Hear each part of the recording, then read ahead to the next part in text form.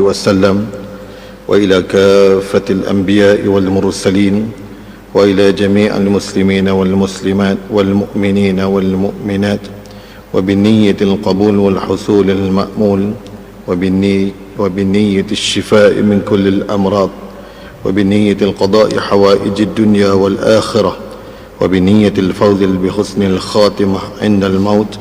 الفاتحة. أعوذ بالله من الشيطان الرجيم. بسم الله الرحمن الرحيم. والحمد لله رب العالمين الرحمن الرحيم مالك يوم الدين إياك نعبد وإياك نستعين اهدنا الصراط المستقيم صراط الذين أنعمت عليهم غير المغضوب عليهم ولا الضالين آمين. الحمد لله رب العالمين والصلاة والسلام على أشرف الأنبياء والمرسلين وعلى آله وصحبه أجمعين. سبحانك لا علم لنا إلا ما علمتنا إنك أنت العليم الحكيم. رب اشرح لي صدري ويسر لي أمري واحلل عقدة من لساني يفقه قولي. اللهم افتح علينا فتوح العارفين بحكمتك وانشر علينا وذكرنا ما نسينا وعلمنا ما جهلنا برحمتك يا أرحم الراحمين. أشهد أن لا إله إلا الله وأشهد أن محمد رسول الله. حسبنا الله ونعم الوكيل ولا حول ولا قوة إلا بالله العلي العظيم. قال الله تعالى في كتابه العزيز: أعوذ بالله من الشيطان الرجيم ومن أحسن قولا ممن دعا إلى الله وعمل صالحا وقال إنني من المسلمين. صدق الله العظيم. Yang berusaha Tuan Pengurusi Surau, Tuan Penazir Masjid dan juga seluruh ahli jawatan kuasa masjid yang dihormati Tuan Imam, Tuan Bilal, Tuan Siak dan juga muslimin, para jemaah yang dirahmati Allah Subhanahu wa taala sekalian. Pertama-tamanya kita merafakkan kesyukuran kehadirat Allah Subhanahu wa taala. Dengan limpah dan kurnianya kita dapat bertemu pada tahun baharu ini, iaitu Jumaat yang pertama pada tahun 2023. Moga-moga ianya pertemuan yang dirahmati Allah Subhanahu wa taala dan kebaikan kepada kita semua, insya-Allah. Moga-moga tahun ini pada permulaannya kebaikan dan juga berakhirnya tahun ini, moga berakhirnya hayat kita dan sebagainya, insya-Allah dengan kebaikan juga. Kita membaca Ayyuhal Walad atau tulisan daripada Imam Al-Ghazali rahimahullahu taala. Terjemahan daripada Ayyuhal Walad ini diterjemahkan oleh Syekh Ahmad Fahmi Zamzam Al-Banjari An-Nadwi Al-Maliki rahimahullahu taala wa nafa'ana bi'ulumihi fid darain amin ya rabbal alamin. Kita dah baca beberapa nasihat. InsyaAllah pada hari ini kita ambil nasihat ke-6 dan ke-7, insyaAllah. Sempat kita masuk pada nasihat ke yang ke-8. Nasihat yang ke-6, hakikat hidup, cinta dan amal. Tajuk ni Syekh Ahmad Fahmi almarhum bagi: wahai anakku yang tercinta, hiduplah engkau sesuka hatimu kerana engkau pasti akan mati, dan cintailah apa sahaja yang engkau kehendaki kerana engkau pasti akan berpisah dengannya, dan buatlah apa sahaja yang engkau kehendaki kerana engkau akan dibalas mengikut amal perbuatanmu. Pendek ya. Pada nasihat ke-6 ni pendek tetapi ianya sangat padat, tuan-tuan. Jadi atas dunia ni, tuan-tuan, kata Imam Ghazali kepada anak murid dia dan juga kepada kita lah, hiduplah macam mana kita nak hidup pun, nah ikut suka hatilah. Hiduplah engkau sesuka hatimu. Mana kata nak hidup ikut suka lah, nak buat macam mana pun, nak jadi apa, nak jadi orang ke, nak jadi binatang ke, nak jadi macam mana pun ikutlah. Tetapi ingat, kita semua akan mati, dan kematian itulah yang sebenarnya pada kehidupan kita. Jadi kita atas dunia ni nak jadi apa pun tak apa, tetapi selepas pada kehidupan ini kita akan merasai kematian, dan kematian itu akan dibalas atas setiap perbuatan kita. Maka kalau kita memahami akan keadaan itu, sudah pasti kita tak berani nak buat sesuka hati kita, kerana kita pasti akan mati. Tidak ada seseorang pun yang akan terlepas daripada kematian. Kullu nafsin za'iqatul maut. Setiap yang hidup itu, yang bernafas itu akan menghadapi kematian. Cuma bila lah, kita ni tak tahu bilanya. Tapi mati tak? Semua akan mati. Semua makhluk ni akan mati, akan binasa. Yang baqa kekal hanya Allah Subhanahu wa ta'ala. Dan cintailah apa sahaja yang engkau kehendaki. Asyiklah dengan apa yang kita suka. Tuan-tuan suka apa? Ikut suka tuan-tuan. Kan? Tuan-tuan nak cinta apa? Buatlah apa benda pun. Dan setiap orang pasti ada benda yang diasyikinya. Kita asyik. Ada orang asyik dengan duk main burung. Ada orang asyik duk main ayam. Ada orang asyik duk apa?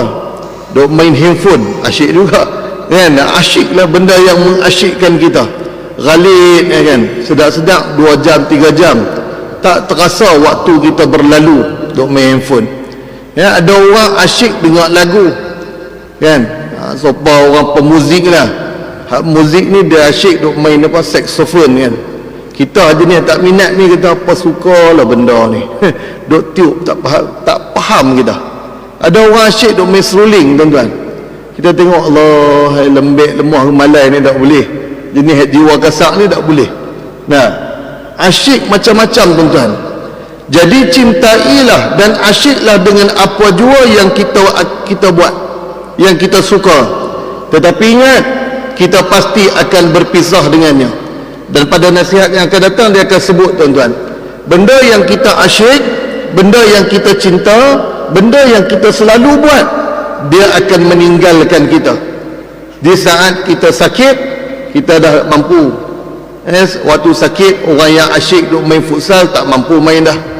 Waktu sakit, yang dulu dia duk rajin melibah, main badminton, tiap-tiap malam main badminton ni, smash ni berapi. Mari sakit, Allah terbaring dia. Raket pun duk tergantung je. Raket tengok kesian tuan aku. Kita pun kesian tengok raket. Tak ada siapa nak pukul dia. Dah habis takat tu ya. Sampai saat kesakitan kita akan meninggalkan apa yang kita asyik, apa yang kita suka, apa yang kita cintai selalu pada kehidupan kita. Kadang-kadang waktu sakit dia dah tinggalkan kita. Orang asyik duk membancing, kan? Mancing ni pun satu keasyikan juga. Kalau jenis orang tak minat ni tuan-tuan, 5 minit dia lempak buang. Jenis tak boleh nak sabar ni, tunggu 5 minit kalau macam ni punya kerja. Orang lain boleh tunggu daripada pukul 12 sampai subuh. Dia boleh tunggu, tak dapat ikan seekor pun, tapi puas pada diri dia. Kan? Dia kata puas. Berapa ekor dapat? Tak dapat. Tapi dia duduk menangkap dah. Cuma tak apa dan ada. Dia jadi syok, kan? Jadi orang tak boleh. Tapi bila sakit tuan-tuan tak mampu nak tarik joran. Jadi dalam kehidupan kita macam tu lah. Kan? Dan lepas tu Imam Ghazali kata, cintailah apa sahaja yang engkau kehendaki, apa yang kita suka, apa yang kita minat, kerana engkau pasti akan berpisah dengannya. Tapi ingat, kita akan berpisah dengan apa yang kita cintai di atas dunia selama mana kehidupan kita yang kita buat. Kita cinta siapa, kita akan berpisah dengan dia. Dan buatlah apa sahaja yang engkau kehendaki. Jadi atas dunia ni tuan-tuan buatlah apa tuan-tuan nak buat pun tak ada masalah. Nak buat jahat boleh, nak buat baik pun boleh. Allah bagi peluang, ruang, pilihan pada kita. Tetapi ingat, engkau akan dibalas mengikut amal perbuatan. Allah akan balas setiap perbuatan kita. فَمَنْ يَعْمَلْ مِثْقَالَ ذَرَّةٍ خَيْرًا يَرَهُ وَمَنْ يَعْمَلْ مِثْقَالَ ذَرَّةٍ شَرًّا يَرَهُ. Misqala zarrah, sebesar zarrah perbuatan kita di atas dunia, Allah akan balas pada sifat kebaikan dan juga pada sifat kejahatan. Jadi kita boleh pilih. Tapi Allah takkan terlepas daripada membalas setiap perbuatan kita. Setiap perbuatan, termasuklah perbuatan hati kita. Sebab hati ni pun Allah tengok. Sebab tu dia sana dibicarakan tentang penyakit hati. Dibicarakan tentang masalah hati. Hati ni pun tuan-tuan dia pun dilihat oleh Allah Subhanahu Wa Taala, bukan pada perbuatan zahir sahaja, tetapi pada perbuatan hati kita juga akan dilihat oleh Allah Subhanahu Wa Taala. Maka satu nasihat yang sangat baik, yang sangat kita kata ringkas tetapi sangat padat tuan-tuan, yang diberikan oleh Imam Ghazali rahimahullahu taala kepada kita, yang mana pada tiga perkara ini yang menjadi asas kepada kehidupan kita.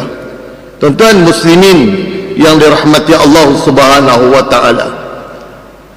Jadi habis di situ pada nasihat yang ke-6. Seterusnya nasihat yang ke-7, dahulukan belajar ilmu fardu ain. Tajuk dia, wahai anakku yang tercinta, apakah hasil yang akan engkau perolehi daripada menghabiskan masa hanya belajar ilmu kalam, perbahasan ilmu tauhid yang dalam-dalam, dan ilmu khilaf, perbahasan ilmu fiqh yang halus-halus, dan ilmu tib, ilmu kedoktoran ataupun perubatan, dan ilmu dawawin al-ash'ar, ilmu yang berkenaan dengan dewan syair Arab, dan ilmu nujum, ilmu peredaran bintang, dan ilmu urud, ilmu yang berkenaan dengan timbangan syair Arab, dan ilmu nahwu wa tasrif, ilmu yang berkenaan dengan kaedah bahasa Arab, selain daripada mempersia-siakan umur dengan menyalahi perintah Allah Ta'ala yang maha besar. Sesungguhnya aku telah melihat di dalam Injil Nabi Isa alaihi salam ada disebutkan, nanti kita bacakan. Jadi pada nasihat yang ke-7, Imam Al-Ghazali menyatakan kepada kita apakah hasil yang kita dapat, yang kita perolehi, yang kita ambil daripada kita menghabiskan masa dengan belajar ilmu kalam. Ilmu kalam ni pada maksud perbahasan ilmu tauhid yang dalam-dalam, yang dalam-dalam, pada qadar yang dalam lah. Sebagai kita ni, pada bahasa kita, ilmu kita ni orang awam. Orang awam ni bahas takat faham ataupun takat ilmu orang awam sajalah. Tak perlu kita bahas sampai dalam-dalam sehingga akan menjadikan kita serabut dan juga terkeliru, bahkan menjadi kacau pada pemikiran kita pada ilmu kalam yang dalam-dalam. Dan juga begitu dengan ilmu khilaf. Ilmu khilaf di dalam bab fiqh, kan? Fiqh ni banyak khilaf, kan? Tuan-tuan pun duk nak mengaji lah ilmu khilaf, duk tanya haji, duk mengaji kitab banyak-banyak ni, kan? Kitab mazhab ni, mazhab 4 mazhab ustaz. Saya kalau boleh nak cari mazhab yang lama-lama yang dah tak ada tu pun nak baca mengaji jugalah, kan? Duk berasa alim kan? Saya alhamdulillah ustaz, 4 mazhab dah habis dah, kan? 4 mazhab bahas ni dah habis dah. Nak cari Tok Guru ni pula 4 mazhab juga. Saya ingat dalam berapa banyak kitab mazhab 4 bahas tentang 4 mazhab ni saya dah habis. Kemas lah tuan-tuan. Kata haji nak jadi mufti ke? Dah tak jadi apa. Haji kerja apa? Tak ada kerja apa, biasalah duduk bilai siap gitu lah. Nah, lepas tu yang duk ngaji 4 mazhab ni duk pergi dakwah luar negara ke? Luar negara apa? Tak pernah duk keluar daripada Malaysia. Memang paling setia sekali di Malaysia. Nah, tu duk mengaji 4 mazhab ni nak guna untuk bila? Nak guna untuk apa? Tak?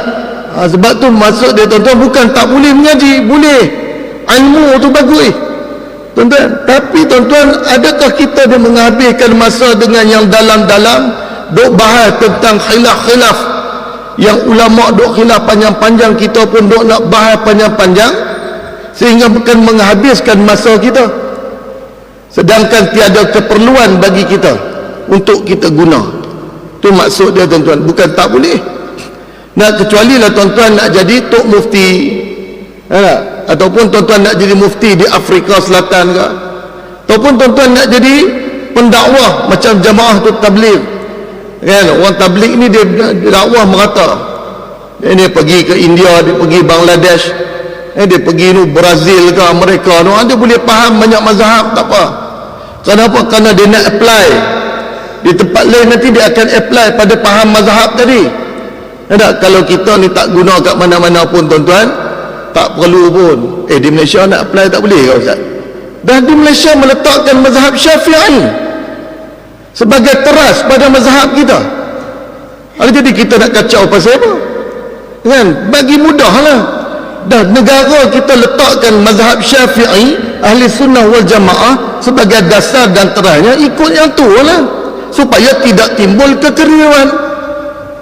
Waktu mazhab lain tak kenal, bukan tak betul, betul. Tetapi nak menyelaraskan, nak memudahkan kefahaman kita, nak memudahkan penyelarasan dalam solat berjamaah, dalam apa-apa kerja berjamaah kita pada satu mazhab. Itu saja. Apa nak jadi masalah sangat? Ada. Tapi mazhab lain pun boleh kan ustaz? Jadi kacau macam ni. Kan? Jadi cakap banyak macam ni yang payah ni. Pasal kita pun tak kerti nak jawab, tuan-tuan. Ada. Jadi kacau gitu. Boleh untuk diri sendiri buatlah. Dah pandai sangat, gunalah untuk diri sendiri. Kan? Susah nak menjawab. Kan? Jadi kita dah letakkan kan di negara kita ni sebagai asas dia mazhab Syafi'i, ikut atulah. Bagi kemah hak Syafi'i itu pun pada dah. Ni hak Syafi'i itu pun tak kemah lagi. Hak fardu ain itu pun tak kemah lagi. Duduk nak pergi bahas benda-benda yang dalam-dalam, khilaf-khilaf tadi yang tu dia sebut tu. Dan begitulah juga dia kata dengan ilmu-ilmu yang lain, sebagaimana ilmu tib, ilmu kedoktoran, dan juga disebut juga pada ilmu syair-syair Arab dan sebagainya. Tetapi perlu kepada orang-orang yang nak jadi mufti, perlu kepada orang-orang yang mengaji usul fiqh. Orang mengaji usul fiqh dia kena cerdik Arab, kena pandai bahasa Arab, tak erti bahasa Arab, nak faham fiqh, nak faham usul, dengan sekadar terjemahan tak boleh. Dia kena faham tafsir, dia kena faham Arab tu dalam, barulah dia boleh jadi orang yang mahir dalam usulul fiqh. Usulul fiqh ni apa? Orang yang nak mengeluarkan hukum-hukum, nak mengeluarkan fatwa-fatwa. Nak jadi untuk mufti dan sebagainya, ni kena tahulah ilmu usulul fiqh. Tak boleh baca terjemahan saja. Nah, kadang-kadang hak kita baca terjemahan saja ni pun dia berasa macam mufti dah. Kan? Sanggah dah mufti dah. Kata haji ni mengaji mana kitab ni, kitab duduk depan banyak. Kitab apa tak dah nampak ni? Ni kitab terjemahan semua ustaz. Saya Arab baru tengah mengaji. Oh, dia sanggah mufti dah. Kan? Baru baca kitab terjemahan dah sanggah tok mufti. Oh, kacau tuan-tuan ni, masyarakat kita ni. Alim sungguh, kot tu dia pergi dia. Ambil pada yang asas-asas dahulu. Yang nak jadi mufti, tu duduk pada dia. Kan? Dia kena fahamlah pada ilmu-ilmu yang disebutkan tadi, termasuklah ilmu khilaf tadi. Kerana dia nak membandingkan hukum dan sebagainya, barulah dia boleh mengeluarkan fatwa. Itu duduk pada orang yang sebagainya jawatannya mufti, ataupun duduk di pejabat agama dan sebagainya, dia nak merangka rang undang-undang dan sebagainya, dia kena tahulah. Yang kita duduk di masjid ni tuan-tuan, terima apa orang bagi lah. Kita macam saya ni terima hak mana pejabat agama bagi, jabatan agama bagi, majlis agama bagi, kita terima tu lah. Ni kita duk persoal pula jabatan agama ni dia mengaji mana tau. Oh, kacau tuan-tuan. Kan macam begitu Covid itulah. Covid tu kan banyak fatwa duk keluar. Kes solat berjarak, kan, kes mayang ikut sejadah. Banyak fatwa mufti pun tuan-tuan, pun ramai pakat jadi mufti. Duk marah pejabat agama, majlis agama ni payah tuan-tuan. Ikut hak mana orang bagilah, depa mesyuarat dah, bincang dah, ikut depa lah. Tak? Kalau salah depa, bukan salah kita. Tak? Dah jadi masalah kita. Jadi orang surau masjid ni tuan-tuan jangan banyak persoalkan sangat. Kerana pada ilmu kita ni terima pada orang ada otoriti. Ya, otoriti tu siapa? Inilah pejabat mufti, majlis agama, jabatan agama, pejabat agama daerah dan sebagainya. Mereka ni berotoriti untuk mengeluarkan undang-undang fatwa dan sebagainya. Mereka ada ahli majlis mereka yang cerdik-cerdik pandai, yang mengeluarkan hukum-hukum dan menentukan sesuatu perkara. Jadi mudahlah. Tuan-tuan jangan nak fikir pada benda yang tak sepatutnya kita fikir. Jadi pening kepala. Fikir pada level kita aja. Kita rakyat nak fikir pada level menteri, payahlah. Kan? Menteri dia fikir level menteri lah. Kan? Sebab tu menteri kadang dia cakap macam tu. Kan? Pada tu level dia. Level dia. Kalau tuan-tuan berfikir level Perdana Menteri, payah ha? Sebab kita ni tak duduk jawatan Perdana Menteri. Hak dia nak fikir banyak-banyak ni, biar Perdana Menteri sudah. Tuan-tuan pun nak fikir macam dia juga, pening. Fikir pada level kita lah. Nak lapar cari makan. Ada duit beli, tak ada duit tak usah beli. Depan ni banyak ada nasi lemak apa semua, ambil seorang satu. Jangan ambil lebih pula, buat balik rumah pula. Ambil dekat keperluan orang lain pun nak rasa juga. Jadi biar sedekah tu bertebaran banyak sikit, tuan-tuan. Wallahu a'lam. Baik, tuan-tuan muslimin, para jemaah yang dirahmati Allah Subhanahu wa taala. Maksud Imam Al-Ghazali rahimahullah taala dalam perenggan ini ialah berlebih-lebihan dalam mempelajari masalah yang halus-halus dan perbahasan yang dalam-dalam, sehingga mengakibatkan tidak mempunyai masa yang cukup untuk belajar ilmu fardu ain. Itu dia kata dahulukan ilmu fardu ain dulu. Ya, kita kalau yang lain ni fardu ain kita tertinggal. Jadi pastikan kita ini telah cukup dan lengkap pada ilmu fardu ain. Ilmu asas kita ni lengkap, cukup dah. Mana perlu, mana wajib ni kita kemas tuan tu. Tuan nak semayang kena faham erti bersuci dan sebagainya. Macam mana nak bersuci dan sebagainya, ambil faham tuan tu dulu. Perkemas dulu semayang kita dulu. Perkemas dulu pada bacaan-bacaan kita dulu. Ambil yang mana terkait dengan kita dululah. Yang terlibat dengan diri kita dulu. Yang mana mungkin ada kaitan dengan kita. Tuan-tuan harta banyak, mengaji ilmu zakat, kira nak bayar zakat dan sebagainya. Pasal apa? Tuan-tuan harta banyak, kira siap-siap macam mana nanti nak bahagi dan sebagainya. Harta tak ada, duit dalam bank pun ada berapa ringgit, lembu kambing pun tak ada, tanah pun tak ada. Tuan-tuan duk pulun pergi mengaji bab miras, bab wasiat dan sebagainya, tuan-tuan, bab zakat dan sebagainya, ataupun bab pusaka. Kata haji, bang haji pulun bab pusaka, saya minat semua ustaz.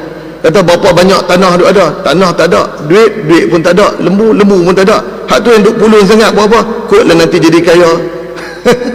Nah, tak kena lah pada dia kan. Duk pulun buat apa? Sebab tu tuan-tuan, hak duk kursus haji ni pada orang nak pergi haji lah kan. Dia kata boleh panggilan ustaz nak kena kursus. Kursus sebab dia nak pergi buat haji. Nak pergi buat haji, kursus dulu, tak apa, bagus kan. Hak kecil-kecil ni nak pergi haji apa, hak kita tua pun lambat lagi nak boleh haji tu. Saya ni tahun 2090 lebih baru nak boleh pergi haji. Umur berapa tahu? Lah ni 2023, campur 90 jadi berapa puluh tahun? 70 tahun lagi, campur 40, 120 tahun insya-Allah umur saya baru boleh pergi haji. Mu hak kecil-kecil tu dah buat dah kursus haji. Tak kena lah. Hak kecil-kecil ni penting ni. Semayang ni, duduk dalam masjid tu, kaki duduk lunjuk, sakit ustaz rotan kaki berotau. Tu adab-adab tu dulu, tu fardu ain. Yang ada adab duduk di masjid ni, duduk bagi elok, jangan nak main-main, jangan nak bersembang ketika khatib membaca khutbah. Itu pentingnya. Kita kadang-kadang benda yang tak terkait lagi, lambat lagi dah pulun dah tuan-tuan. Haji cilik dan sebagainya, minta maaf kontra sikit lah, mungkin tuan-tuan tak setuju, tak ada masalah kan. Tapi kalau pra sekolah tuan-tuan dah belajar pra haji kan, kita ni nak pergi haji esok lusa pun tak mengaji lagi, tak apa nak kena lah. Budak-budak ni ajak semayang dulu bagi elok, takbir dulu bagi elok, sebut Allahu Akbar dulu bagi elok, rokok bagi kemas dulu. Ni hak sekolah menengah ni pun rokok pun tak kena lagi, sujud pun tak tahu berapa anggota sujud pun. Dan itulah yang dia katakan pada kita, mendahulukan, mengutamakan pada perkara fardu ain. Perkemas hak mana wajib kita ni dulu, supaya apa? Supaya tidak kerugian kita dalam ibadat kita ni, terutama solat tuan-tuan. Solat ni kita setiap hari solat. Rupanya solat kita ni tak berapa nak cantik, bukan tak betul, tak berapa nak cantik. Jadi mengaji bagi cantik solat, bagi kemas solat kita, bagi mantap kita punya pengetahuan tentang solat. Reti sah batal ni, bukan sekadar ikut-ikutan. Tahu apa perkara yang batal, tahu benda yang mengesahkan solat kita, tahu benda-benda yang menyebabkan kita solat tidak diterima oleh Allah Ta'ala, dan tahu macam mana Allah nak terima solat kita. Jadi kena korang kita tahu benda tu, alhamdulillah tuan-tuan. Jadi benda solat ni benda yang paling utama, amalan yang mula-mula akan dihisap oleh Allah Ta'ala. Kalaulah solat kita ni tuan-tuan tak betul, tak lului, orang kata, macam mana pada amalan yang lain? Ni dah mula tak lepas dah. Jadi maka kita tuan-tuan hari ni, daripada kita duk berbalah pada perkara-perkara yang khilaf disebut tadi, maka kita perkemas elok bagi hak mana kita duk ada lah. Lepas tu kunut macam mana ustaz? Tu yang kita kata khilaf tu. Kan benda macam tu pun dah nak bergaduh, bab kunut lagi, bab ni lagi, letih tuan-tuan. Dan tak sudah kan, tak ni kita. Tapi itulah masalah dia ustaz, orang tak mau semayang sebab tak hafal doa kunut. Allah tuan-tuan, orang dulu-dulu hafal tak mampu pun doa kunut. Dan kita beralasan, kita beralasan dah ni apa? Sebab budak-budak ni dia tak mau semayang, dia payah nak semayang sebab apa? Duk kena hafal doa kunut. Kata letih tuan-tuan. Alasan ni tuan-tuan, Allahu Akbar, kesian. Sedangkan benda tu benda dah ma'ruf, dah tahu dah dalam masyarakat kita. Doa iftitah kita tahu dah tuan-tuan, memang duk ajak awal lagi dah, memang duk ma'ruf dah pada kita dah, walaupun sunat dibaca, diajarkan dan dibacakan. Jangan sampai kita meninggalkan benda-benda sebegitu, tinggal habis tuan-tuan. Ambil pada hak wajib dah lah, duk ajak budak-budak ni lagi depa pening keliru kan. Ni pun ada jenis tu tuan-tuan, ajak pada hak wajib saja kan. Tinggal mana-mana sunat-sunat ni pun tinggal, tak payahlah, budak dia bagi budak boleh faham mudah cukup kan. Jadi akhirnya tuan-tuan kekeringan budak ni, tak tahu apa dalam hal duduk berbuat ibadat dan sebagainya tuan-tuan, berwuduk dan sebagainya. Ajak bagi elok. Kita dulu ustaz kita duk ajak dengan sunatnya, daripada bismillah, basuh tangan, komok-komok, masuk ayak dalam hidung dan sebagainya, semua kemas buat elok. Kenapa dulu kita boleh? Kenapa hari ni kita rasa budak-budak sekarang susah sangat? Sehingga kita meninggalkan benda-benda sebegitu. Kita rasa macam tu. Jadi kita perkemas elok balik solat kita, semayang kita, amal-amal kita ni, supaya apa? Supaya ia diterima oleh Allah Subhanahu wa taala. Itu maksud Imam Al-Ghazali rahimahullah taala dahulukan belajar ilmu yang fardu ain, yang penting bagi kita. Baik tuan-tuan, sesungguhnya dia kata, aku telah melihat di dalam Injil Nabi Isa alaihi salam ada sebutkan, mulai seorang mayit ataupun mayat diletakkan di atas kerandanya sampai mayat itu diletakkan di dalam kuburnya, Allah Ta'ala bertanya kepadanya 40 soalan. Yang pertama sekali ialah, wahai hambaku, kenapa engkau sentiasa sepanjang tahun memperhatikan kebersihan tempat pandangan manusia kepadamu, iaitu anggota zahirmu, tetapi engkau tidak peduli kepada tempat pandanganku, yakni hati engkau, walaupun hanya satu saat. Ini dalam bab hati tuan-tuan. Itu salah satu lagi. Hak tadi kita sebut tentang perlakuan semayang dan sebagainya, tu sah batal, terima lagi tak tentu. Tu duduk pada hati, dan Allah melihat pada hati kita tuan-tuan. Benda hati ni tuan-tuan, benda yang payah nak jaga kan, benda yang payah. Lintasan hati ni dia lintas gitu, dia sebut dalam hati, orang tak nampak. Kalau tunjuk pada sifat reaksi ni tuan-tuan, orang nampak. Tapi dalam hati dia rasa benci, dia rasa menyampah, dia rasa meluat. Perasaan ni duduk di mana? Dalam hati. Dan hati ini adalah tempat pandangan Allah, sedangkan kita sibuk pada tempat pandangan manusia.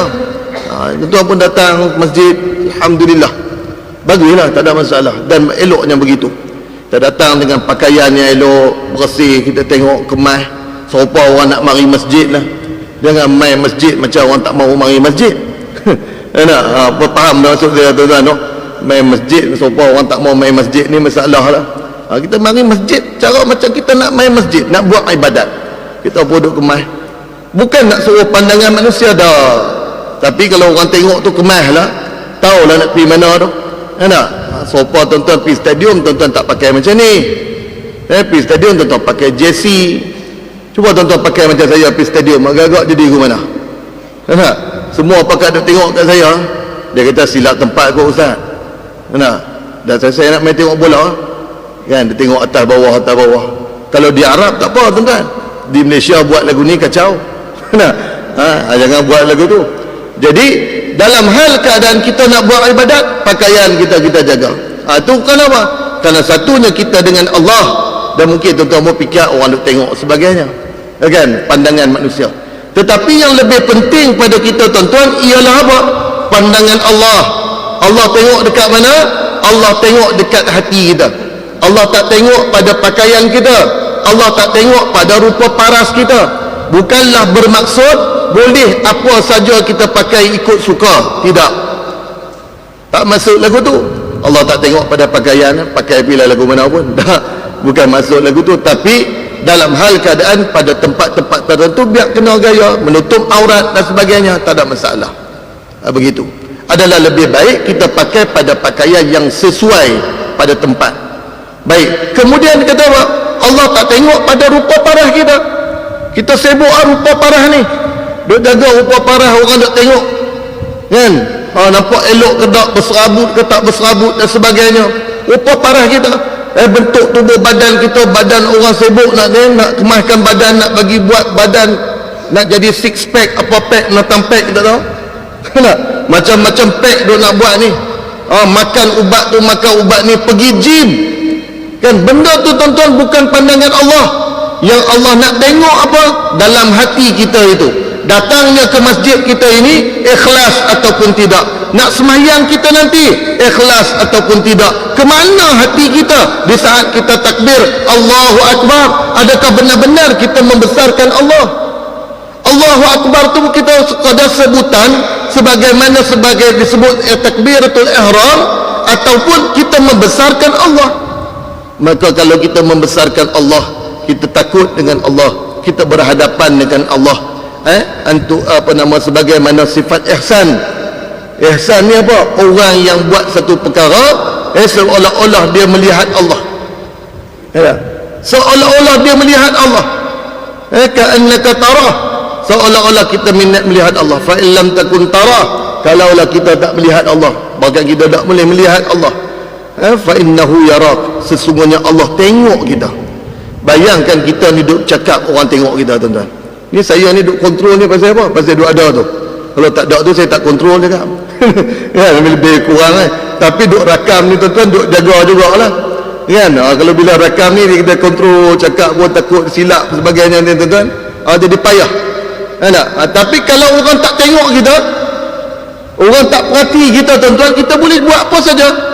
Tetapi bila mana ada orang memerhatikan kita, kita pun jaga. Apatah lagi Allah memerhatikan kita di saat kita Allahu Akbar, Allah perhati kita pada perbuatan kita dan juga pada hati kita, kan? Allahu Akbar, lepas tu lepas ke lain fikir ke mana ni, esok ni nak pergi dengan siapa tu, bola sepak Malaysia ni kan, dua kecoh tu, tiket tak dah habis dan sebagainya, kan?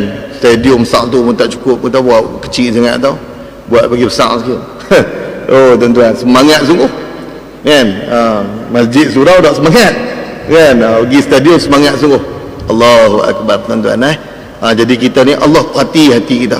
Ke mana kita setelah selesai kita takbiratul ihram, adakah kita benar-benar membesarkan Allah Subhanahu wa taala. Baik. Dan setiap hari Allah taala memandang ke dalam hatimu, lalu ia berfirman, kenapa engkau hanya memberikan perhatian kepada selain daripadaku, sedangkan engkau dikelilingi dengan ihsanku, kebaikanku? Apakah engkau sebenarnya tuli dan tidak dapat mendengar lagi? Allahu Akbar. Allah sebut, adakah kita ni tuan-tuan dalam keadaan kita tuli, peka, dan kita tak mengerti betapa kita ni dikelilingi dengan ihsan, kebaikan Allah beri pada kita? Berapa banyak Allah bagi pada kita dengan kita boleh bangun pagi tadi, boleh celik mata, boleh dengar telinga, boleh berjalan, boleh makan, boleh duduk, boleh mari masjid ni tuan-tuan. Semua ni atas ihsan Allah Subhanahu wa taala. Kenapa kita tidak memandang kepada Allah, mengingati Allah Subhanahu wa taala, memberi perhatian kepada Allah Subhanahu wa taala, sedangkan kita memberi perhatian kepada manusia itu lebih lagi daripada Allah Subhanahu wa taala. Wallahu alam. Moga-moga sedikit daripada pesanan daripada Imam Ghazali ini memberi kesedaran kepada saya terutamanya, dan juga mungkin kepada tuan-tuan, kita ambil istifadah sedikit sebanyak. Moga-moga ibadat kita selepas ini menjadi ibadat yang lebih baik. Wallahu taala alam, billahi taufiq wal hidayah. Wassalamualaikum warahmatullahi wabarakatuh. Subhanakallahumma wa bihamdika asyhadu an la ilaha illa anta astaghfiruka wa atubu ilaih. Bismillahirrahmanirrahim. Wal 'asri innal insana lafi khusr illa alladhina amanu wa 'amilus solihati wa tawasaw bil haqq wa tawasaw bis sabr.